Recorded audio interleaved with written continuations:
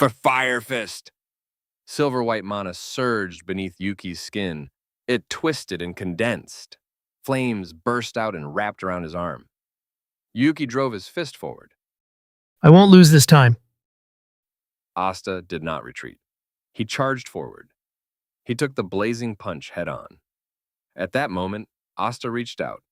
He grabbed Yuki's flaming arm. Now you can't run. Excitement filled his voice. His whole body hung from Yuki's arm like a stubborn vine. Anyone watching closely would notice something strange. Asta held an arm wrapped in fire. His body showed no burns. So this is your new idea? Yuki's lips curved slightly. Of course, Yuki, turn that fire off. It's doing nothing. Asta pulled back his fist. He swung at Yuki's face. Flames on an arm look cooler. Yuki spoke calmly. His movements never slowed. He raised his free hand. He caught Asta's punch with ease. Yuki preferred distance fights. Like Yuno. The situation did not allow it. You understand something. You grabbed my arm. That traps you too. Yuki lifted his knee. He drove it forward. The strike landed. Gah! Asta's eyes widened. Pain shot through his chest. His grip loosened. He released Yuki. 3 minutes passed. Asta lay on the grass. He gasped for breath. His body was exhausted. Yuki leaned against a nearby boulder. His clothes were slightly messy. Everything else looked unchanged. Yuki had won again. Next time I'll win, Yuki. Asta declared it as always. Yuki chuckled. All right. Footsteps brushed through the grass. It always ends the same. You never get tired of this, Yuki. Yuki did not turn. He already knew the voice. I gain something every match. Asta's instincts were sharp. Each fight improved Yuki's mana control.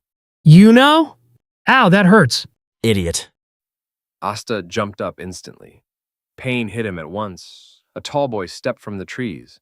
Dark brown hair, cool and distant eyes. Yuno. You're the idiot. Yuno turned away. He knew better than to answer. So you came to spar too? Asta's excitement returned. Yuki looked at Yuno. Amusement flickered in his eyes. This forest was usually used by Yuki and Asta. Yuno rarely came here. That meant something brought him today. A fight without a result has no meaning. His tone remained calm. Their sparring often ended evenly. Yuki could evade spells. Yuno could keep distance. The battle dragged on, still interesting. Asta clicked his tongue.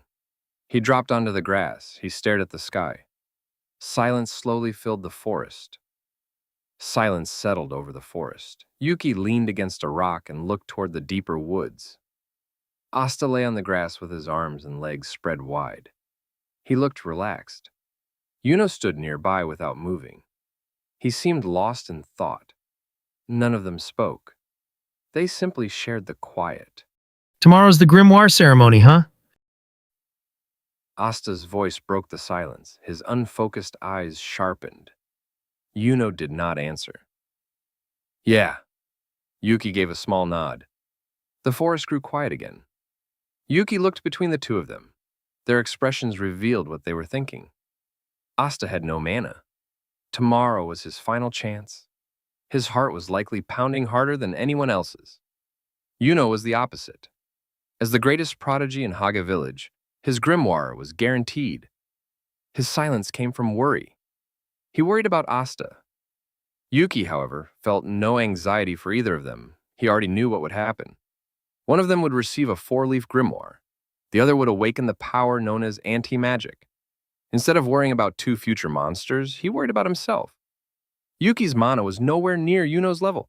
However, it far exceeded that of most commoners. Receiving a grimoire should not be difficult. Still, Yuki understood one thing very clearly. Once Asta and Yuno received their grimoires, their growth would surge. In the original story, Yuno reached squad captain level in only 2 years. Asta's case was even more extreme. Anti-magic was the natural enemy of every mage. Their rate of growth was terrifying. Yuki did not consider himself a genius. Right now, he could defeat Asta. He could also fight Yuno to a draw. But given time, both of them would surpass him. The thought pressed heavily on his chest. Yuuki was not naturally competitive. If he could live quietly while eating, sleeping, and relaxing, that would suit him well. Unfortunately, this world was not safe. Even without the coming demon crisis, the elf invasion alone could kill countless people. Yuuki remembered it clearly. A massive sword of light once covered the entire Clover Kingdom. A chill passed through him. He would never leave his fate in someone else's hands. When Yuuki considered his situation, he realized he had only two advantages. The first was his knowledge of the story. The second was his ability to sense mana. Through meditation, he could connect his mana with the mana of the surrounding world. This improved his recovery and extended his endurance. Even now, he did not fully understand the process. So far, neither advantage had made him truly stronger. The only thing Yuuki truly anticipated was his magic. Magic was unique. Its nature alone could bridge vast gaps in power. Time magic, space magic, rule-based powers that could bend reality itself. Few worlds allowed people to touch the laws of reality so directly. Yuuki understood one thing clearly. If he wanted to survive in this world, his magic needed to be extraordinary.